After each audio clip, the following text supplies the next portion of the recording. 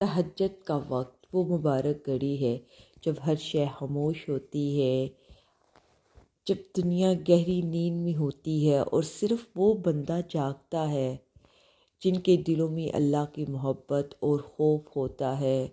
یہ وہ وقت ہے جب بندے اور رب کے درمیان ایک خاص تعلق قائم ہوتا ہے، اور یہ وہ لمحات ہے جب اللہ کا قرب حاصل کیا جاتا ہے، جب بندہ اپنے دل کی گہرائیوں سے رب کو پکارنے کے قائل ہوتا ہے۔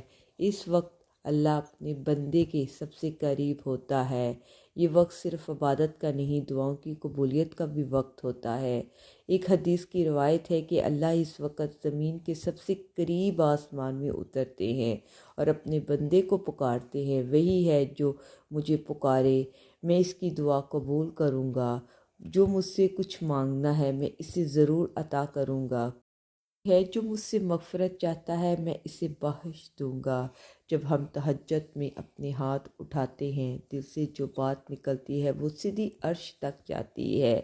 یہ وہ وقت ہے جب بندہ اور اللہ کے درمیان کوئی رکاوٹ نہیں ہوتی۔ ہماری درد بھری آہیں، ہمارے آنسو اللہ کے سامنے پکار نہیں جاتے۔ تہجد ایک ایسی عبادت ہے جو صرف اللہ کے لیے ہے، دنیا کو دکھائی نہیں جاتی، بس اپنی اور اللہ کے درمیان ہوتی ہے۔ قرآن میں اللہ تعالیٰ فرماتے ہیں، اور رات کے کچھ حصے میں جا کر اس کی تہجد پڑھو کرو۔ یہ ایک اضافی عمل ہے، قریب ہے کہ تمہارا رب تمہیں مقام محمود پر کھڑا کرے۔ تہجد پڑھنے والا اللہ کے نزدیک کتنا مقام رکھتا ہے؟ یہ وہ عبادت ہے جو اللہ کے خاص بندے ادا کرتے ہیں، اور اس کا مقصد اللہ کا قریب ہونا ہے اور اس کی رضا حاصل کرنی ہے۔ کتنی ہی کہانیاں ہیں ان لوگوں کی جو تہجد کے ذریعے اپنی زندگی کا سب سے مشکل موڑ پر اللہ کی رحمت کے دروازے کھلے دیکھے ہیں۔ تہجد میں مانگی گئی کئی دعاؤں کا اثر زندگی میں شامل رہتا ہے۔ جب ہم سب سے زیادہ بے قرار ہوتے ہیں نا، سب سے زیادہ ٹوٹ جاتے ہیں، تب ہمارے ہاتھ اٹھتے ہیں، اور اس وقت کئی گئی دعائیں اور وہ طاقت رکھتی ہیں جو دن کی دعاؤں سے زیادہ طاقت رکھتے ہیں۔ تہجد میں صبر اور یقین سکھاتا ہے۔ یہ وہ وقت ہے جب ہم اپنے آنسو رب کے آگے رکھتے ہیں۔ رات کے اندھیروں میں کی گئی دعائیں، دل سے نکلی ہوئی فریاد اللہ کے سامنے کسی نہ کسی روپ میں ضرور قبول ہوتی ہے۔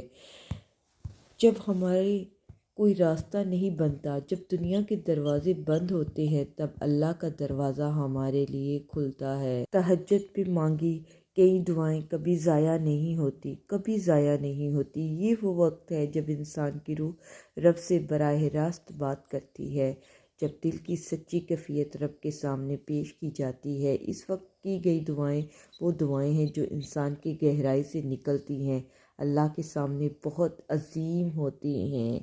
یہ وہ وقت ہے جب ہم اپنی تڑپ اپنے رب کو دکھاتے ہیں۔ تہجد کا دروازہ ہمیشہ کھلا رہتا ہے، اور مانگنے والے اللہ کی عبادت کر کے اللہ سے خاص تحفے حاصل کرتے ہیں۔ یہ وہ نماز ہے جس دن کی روشنی میں نہیں پڑھی جا سکتی، جب سب لوگ دیکھتے ہیں، بلکہ یہ رات کے اندھیروں میں خاص اللہ کے لیے خفیہ طور پر ادا کی جاتی ہے۔ اللہ نے ہمیں سکھایا کہ جب تم سب سے زیادہ ٹوٹے ہوئے ہو، سب سے زیادہ بے بس ہو، تب اپنے رب کو پکارو اور وہ تمہیں ضرور سنے گا انشاءاللہ۔ تہجد اللہ کے قریب لے جاتی ہے۔ یہ وہ وقت ہے جب دنیاوی مسائل اور دکھ درد کو ایک طرف رکھ کر صرف اللہ کی یاد میں مصروف ہو جایا کرتے ہیں اور صرف اللہ کو ہی یاد کرتے ہیں۔ اللہ فرماتے ہیں، اور جو اس رات کو اپنے رب کے سامنے سجدہ اور قیام کی حالت میں گزارتے ہیں نا، تہجد کا رات قیام بندے کو اللہ کے قریب کر دیتی ہے اور دنیا کی مشکلوں سے نجات کا ذریعہ بنتی ہے۔ حضرت ابن عباس رضی اللہ عنہ سے روایت ہے کہ رسول اللہ صلی اللہ علیہ وآلہ وسلم نے فرمایا، سب سے افضل نماز فرائض کے بعد رات کی نماز ہے، تہجد کی نماز ہے۔ بہت سے لوگوں کی زندگی تہجد کے ذریعے بدلی گئی ہیں۔ اللہ تعالیٰ ہر چیز پر قادر ہے اور وہ انسان کے دل میں چھپی ہوئی خواہشات کو جانتا ہے۔ تہجد میں مانگی گئی دعائیں چاہے فوراً قبول نہ ہوں لیکن وہ کبھی رائیگاں نہیں جاتی۔ اللہ خود فرماتے ہیں مجھے پکارو میں تمہاری دعائیں قبول کروں گا۔ بے شک یہ وہ وعدہ ہے اللہ کا بھی وعدے کے خلاف نہیں جاتے۔ بس ہمیں سب پر یقین کے ساتھ ساتھ اپنے رب کے سامنے جھکنا چاہیے اور وہ ہماری دعاؤں کو ایسے طریقے سے قبول کرے گا جو ہمارے وہم و گمان میں بھی نہیں ہوگا۔ اس نماز میں دل کو سچائی سب سے اہم ہے۔ ہمیں چاہیے کہ رات کے آخری حصے میں اٹھ کر وضو کرے، 2 یا 4 رکعت نماز نفل پڑھے، پھر اللہ سے وہ مانگے جو ہمارے دل میں ہیں، چاہے وہ دناوی ہو یا آخرت سے متعلق۔ اللہ سب کو سننے والا اور عطا کرنے والا ہے۔ رسول صلی اللہ علیہ وآلہ وسلم فرماتے ہیں جب بندہ رات میں جاگا کرتا ہے، تہجد کی نماز پڑھتا ہے تو وہ اللہ کے سب سے قریب ہوتا ہے اور اس کی ہر دعا قبول ہوتی ہے۔ یہ ایک ایسی عبادت ہے جو انسان کے دل کو مضبوط بناتی ہے، اسے اللہ کے قریب کرتی ہے اور اس کی دعا کو یقین کے ساتھ اللہ تک پہنچاتی ہے۔ جب تمہیں لگے کہ زندگی میں کوئی راستہ نہیں بچا، جب تمہاری امیدیں ختم ہو جائیں، تب رات کے آخری پہر میں اٹھو، وضو کرو، اللہ کے سامنے جھکو، خوب گڑ گڑاؤ اور اپنے رب سے دعائیں مانگو۔ وہ قبول کرنے والا ہے، وہ منظور کرنے والا ہے، وہ تمہاری لگن کو دیکھے گا، وہ تمہاری نیت کو دیکھے گا۔ جب ساری دنیا سکون سے سو رہی ہوگی اور تم اٹھ کر اس کی نعمتوں کا شکر ادا کر رہے ہوگے تو وہ تمہاری دعاؤں کو کیسے رد کرے گا؟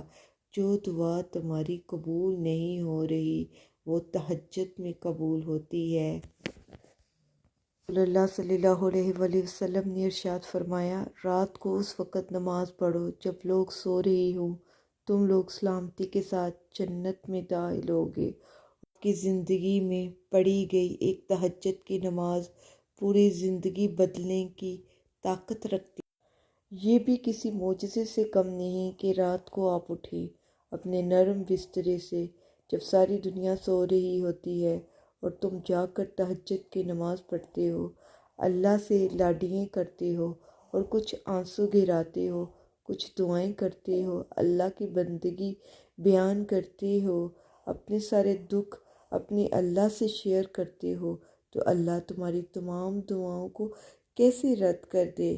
جب تم ساری دنیاوی چیزیں چھوڑ کر، جب تم اپنی آرام گاہ چھوڑ کر اپنے رب سے اپنی دعاؤں کی فریاد کر رہے ہو، اور وہ کیسے نہ قبول کرے تمہاری وہ دعائیں۔